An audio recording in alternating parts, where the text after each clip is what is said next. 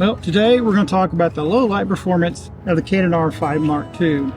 We're going to show you how this guy performs at different ISOs in real world conditions, because that's what we have today. Early in the morning, low light, you see some ducks here, and that's what we're going to do, and we're going to talk about the results we get from that. So let's talk about it.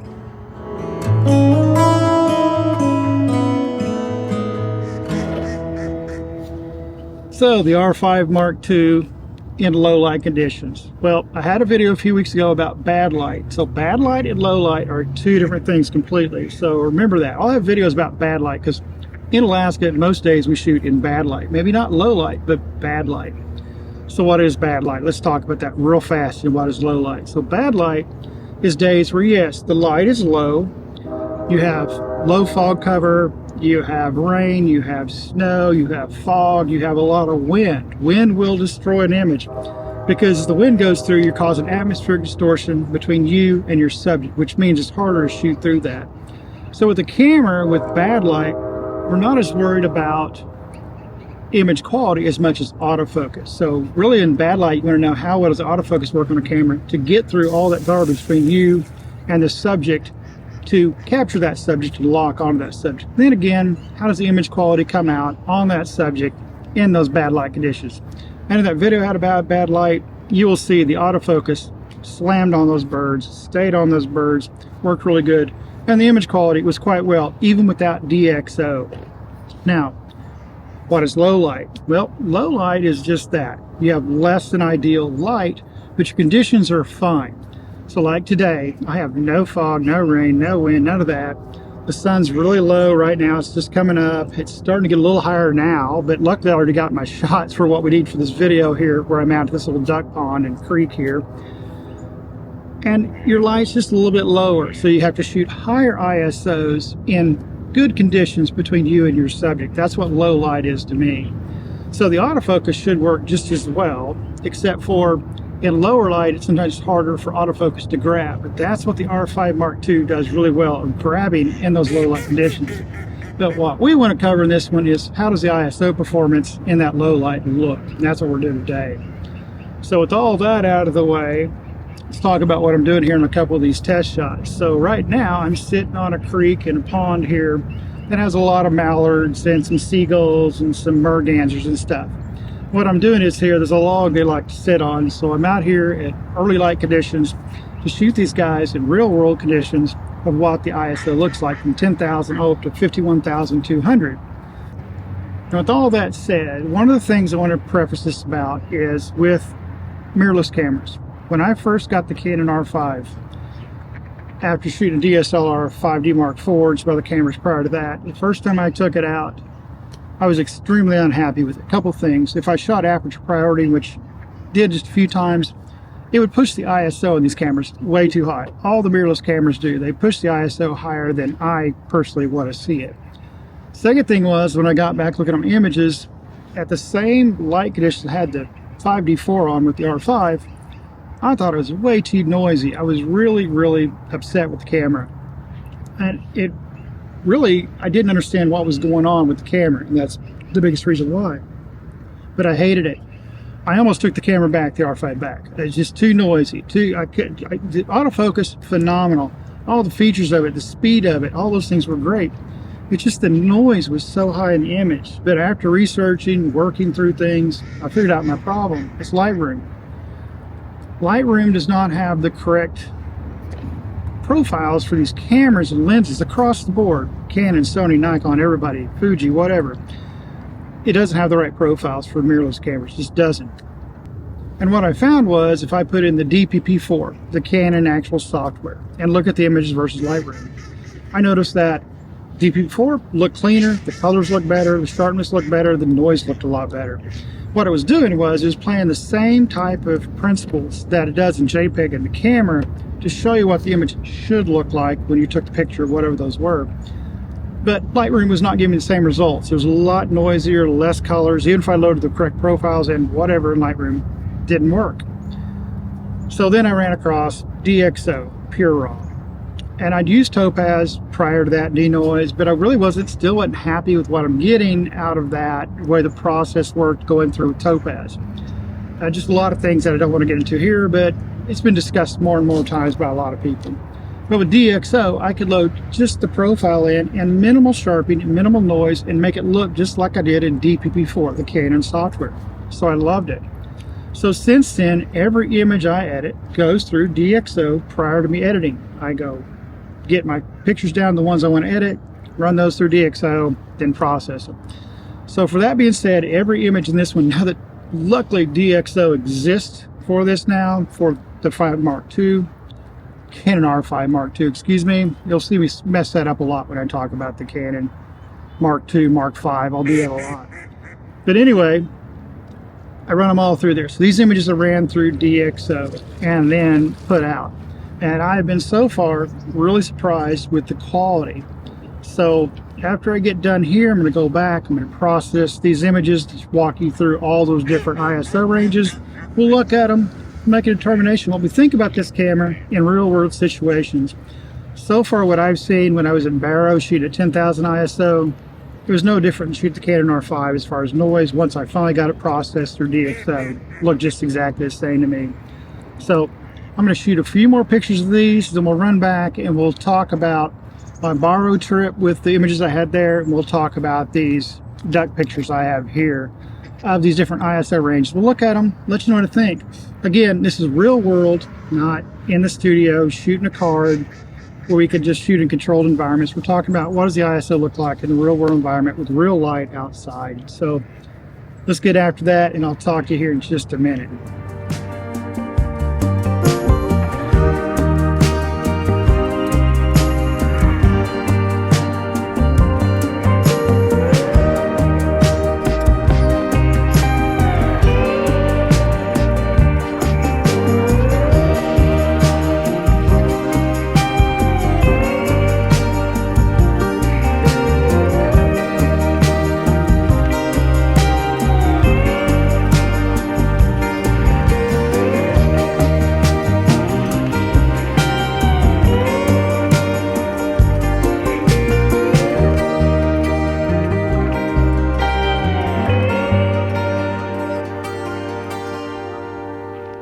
We've got all the images of the ducks that I shot out there, downloaded to the laptop, and got them processed through DXO. And when I process these through DXO, I leave it at defaults where I've got it set, right at the default noise reduction and the sharpening and the deep prime and the camera and lens profile. That's what it is. Just basically as you get it out of the box. I didn't do any extra sharpening, no extra noise reduction whatsoever on this.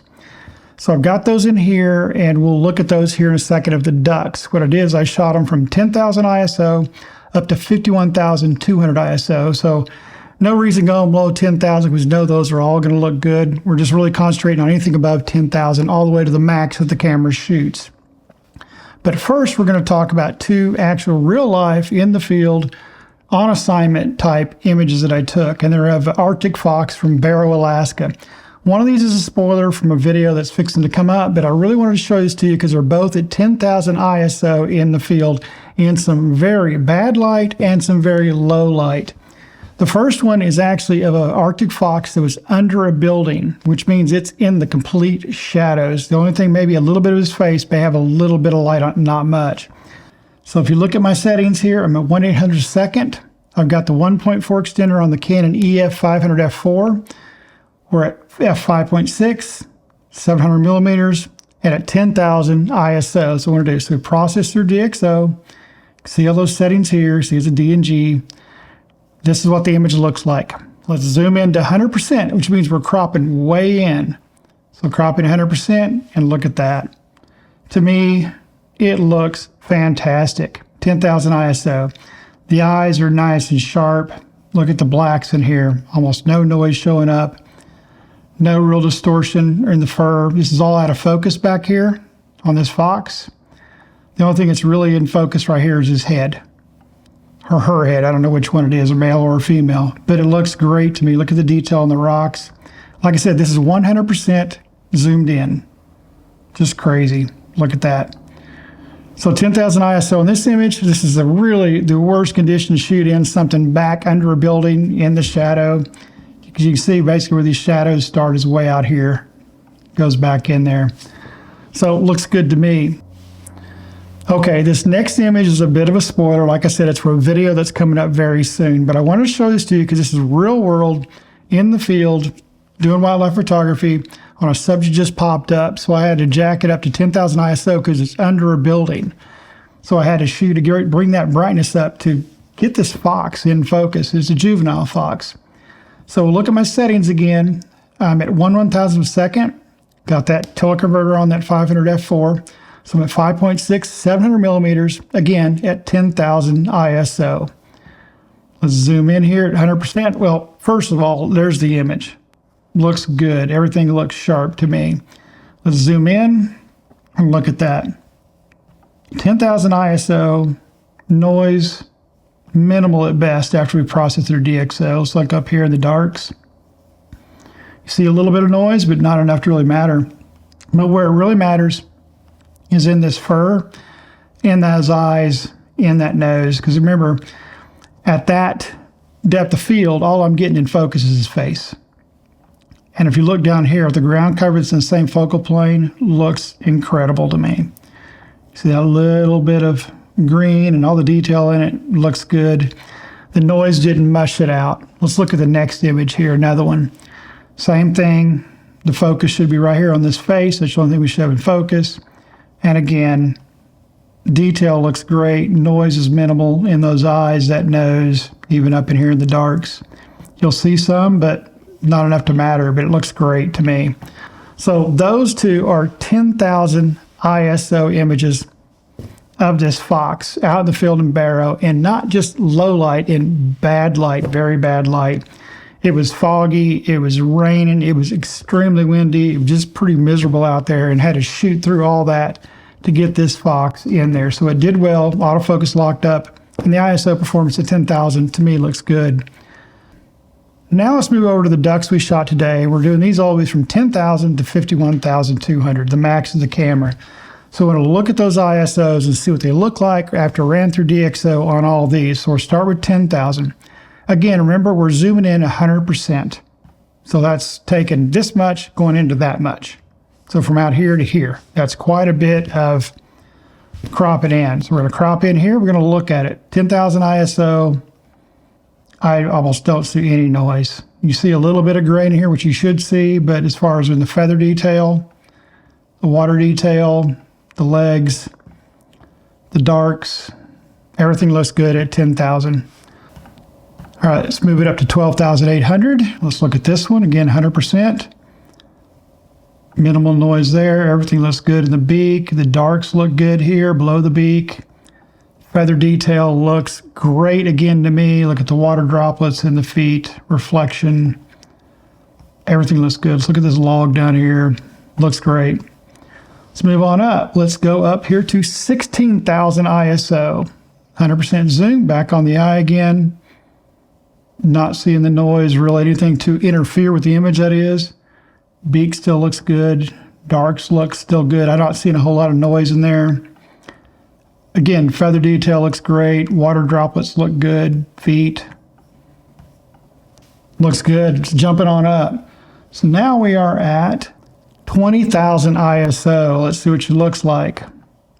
You know, it almost looks like the same. So far, these images, I'm not seeing a whole lot of difference as far as in the eye, the beak, the feathers. Nothing's dropping off. The water droplets still look good on the bird. Feather detail still looks great. The dark still look great. Eye looks fantastic. Beak. Seeing a little more grain in here, but again, not enough to mess with the image. Let's keep on going up. 25,600 ISO. Well, let's see what we got. Well, looky here. Still looks good to me. I'm not seeing anything going to mush.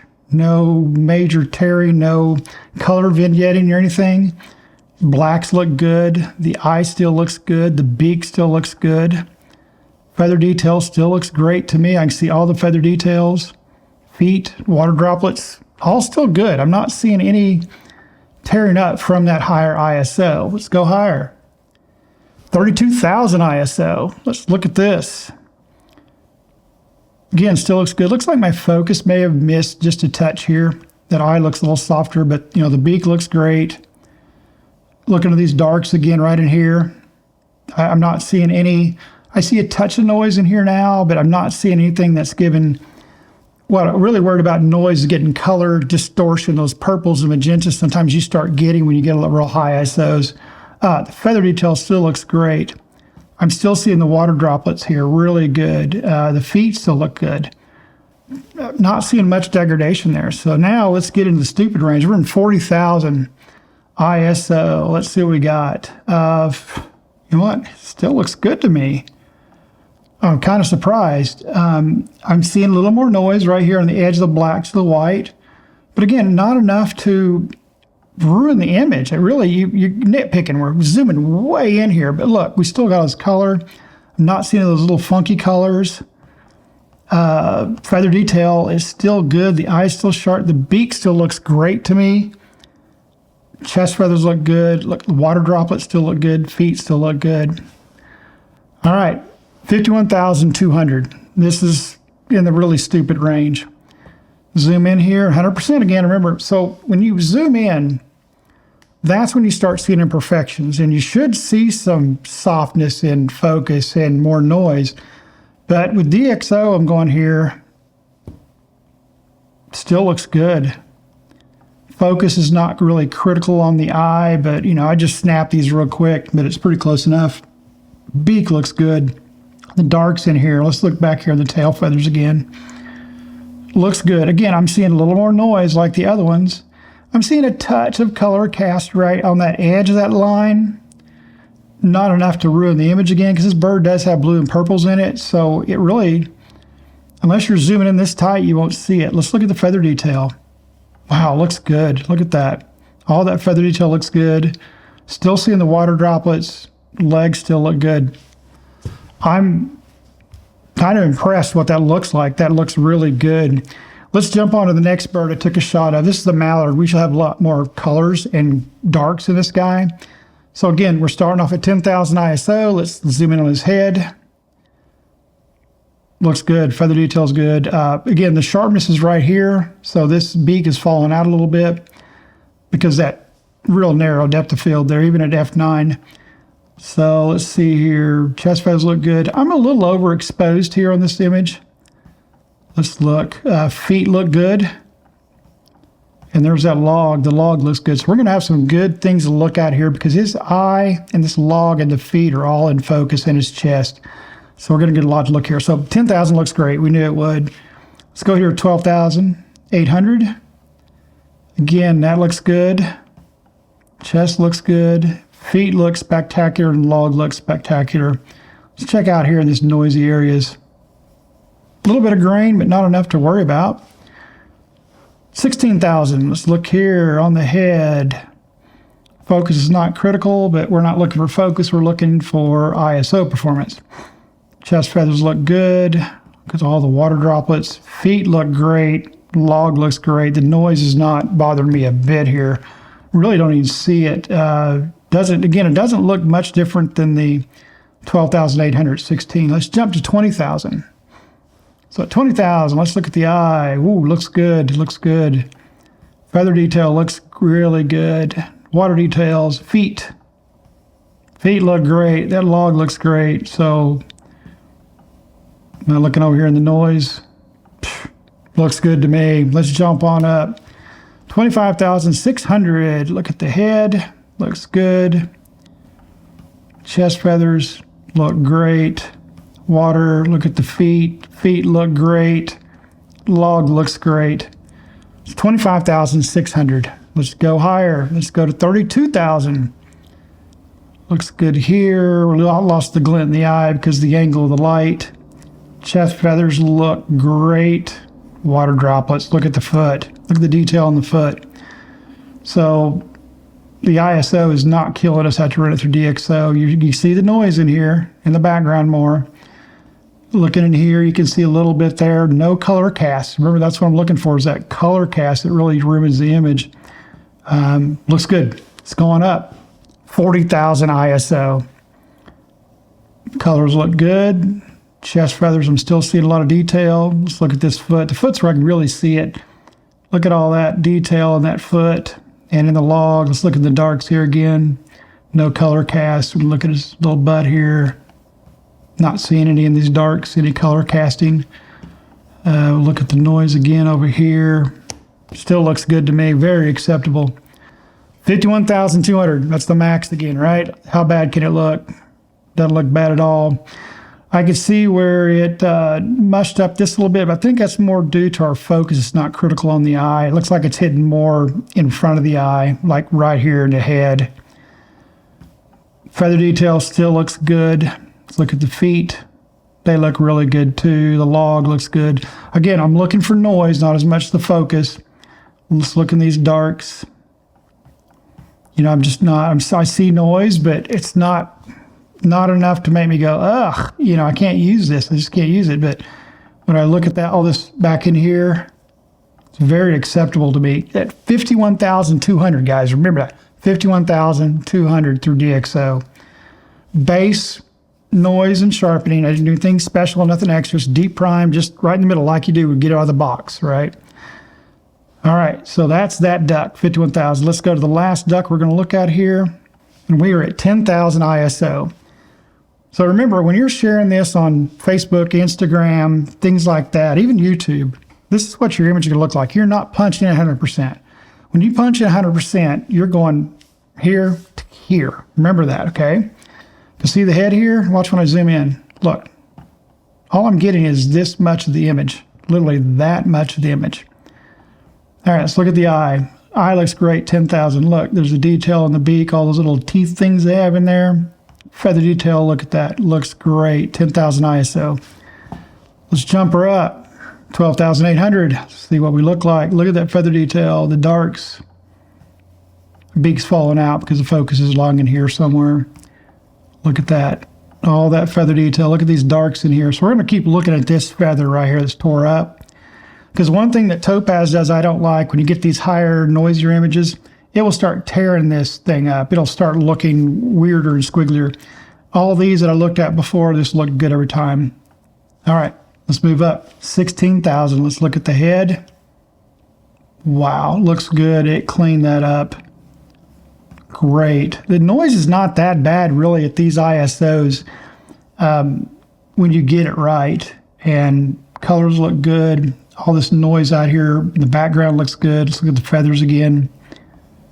All the details there. Because again, the high ISO will start making those, even when you need noise, will start to make those feathers turn to mush, not be as crisp as they are. Look at this little piece of feather again. Looks great. No color cast either. Let's move on up. We're at 20,000. Check the head. She's got her eyes shut. Darks in that beak look great. Colors still look good. All these feathers look great, nice and crisp and sharp, no noise issues. Again, back to this feather in here. They look good and they look natural. They look good. That's 20,000. Let's jump on up. We're at 25,600. We got some more feathers to look at here. Wow, that head looks good. Sorry, I paused there, but I really wanted to look at those feathers. They look great. The beak looks good. All that feather detail. Let's look at this one. Here's that piece of feather again. Looks good. Now, we're starting to see noise in here now, more in this feather than we did before. But again, it's minimal. I mean, it really looks good to me. So you can see the noise a little bit there. You may not be able to see it on YouTube, but I can see a little bit in here.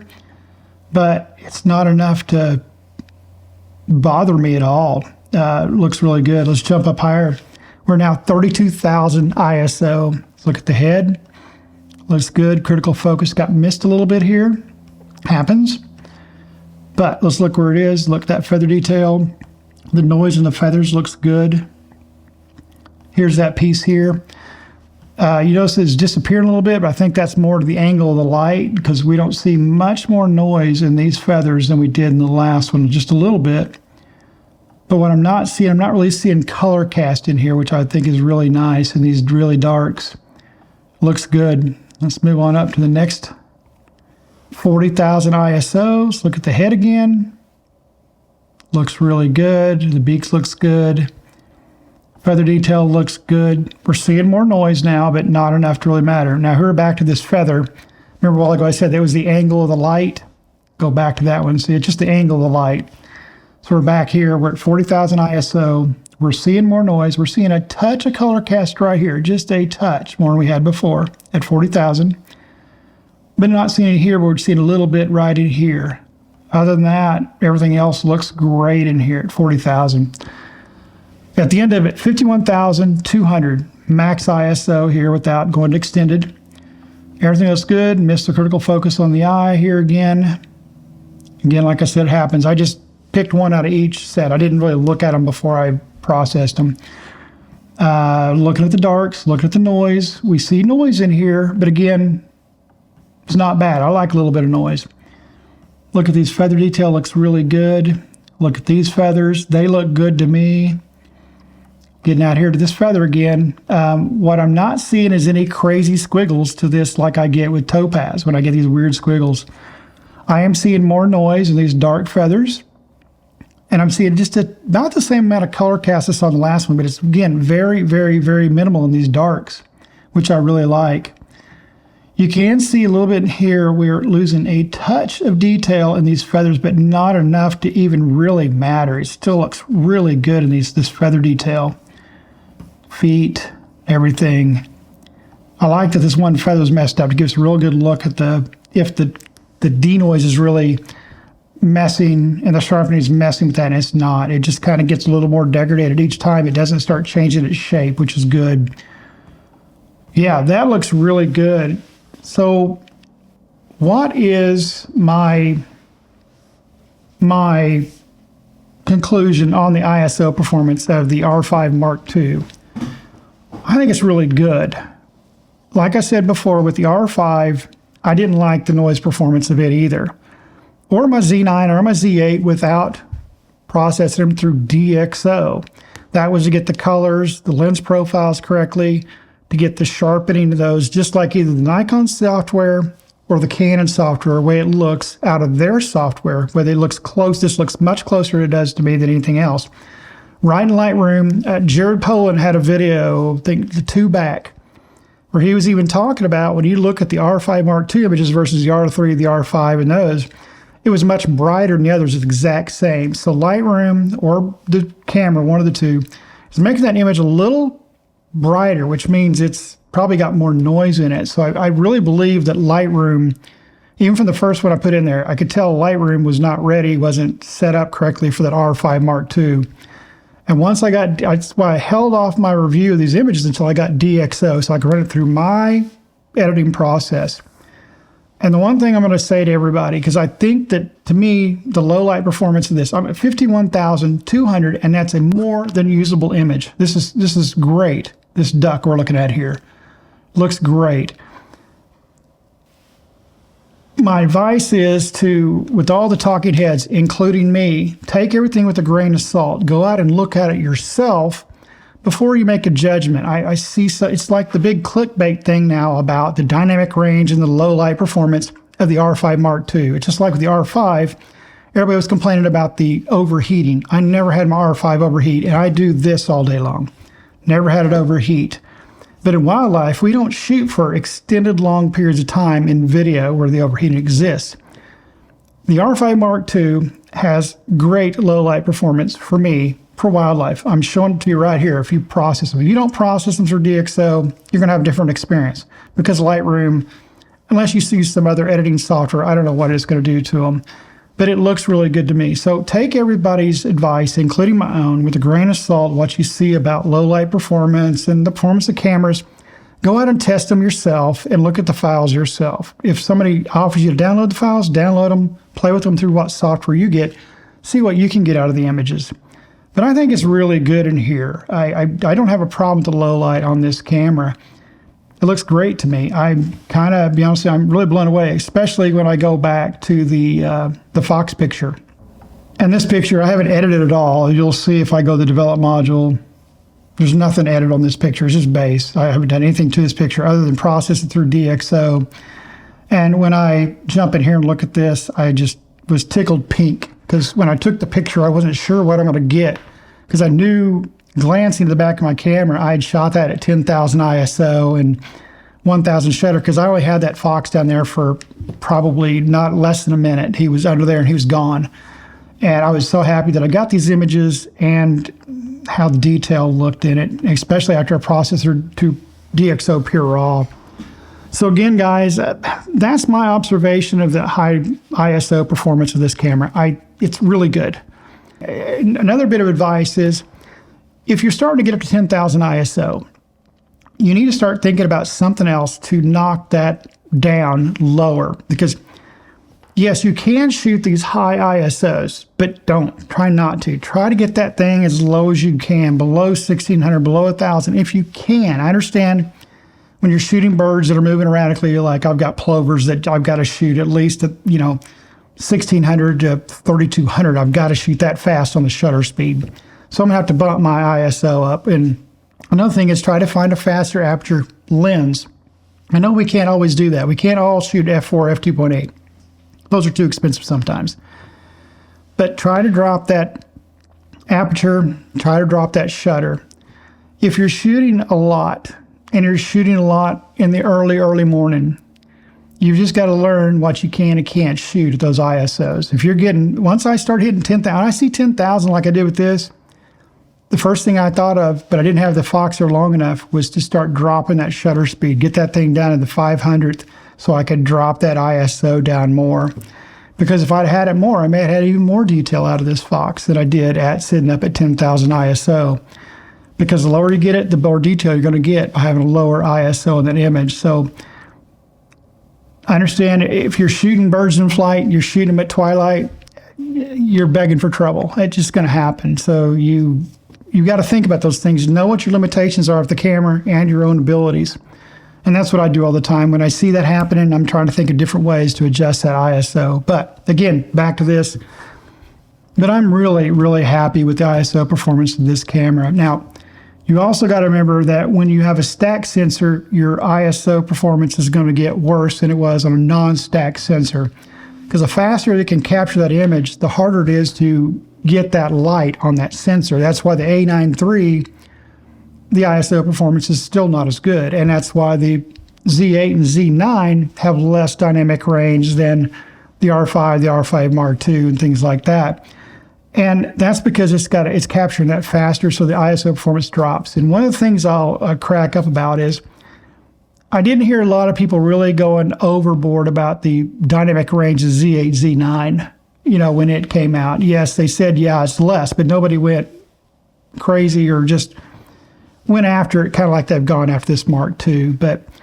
And it's got less dynamic range than the R5 Mark II because it's a much faster sensor. I think it's 4 milliseconds, and this one's about 6.5 milliseconds, so it is faster. So its noise performance is a little less, but I've never had a problem with it. So final thing is, guys, don't be afraid of the dynamic range and the ISO performance of this camera, because I think it's fantastic for what I need to do in the field, and it's a low, crappy light I get to shoot in a lot.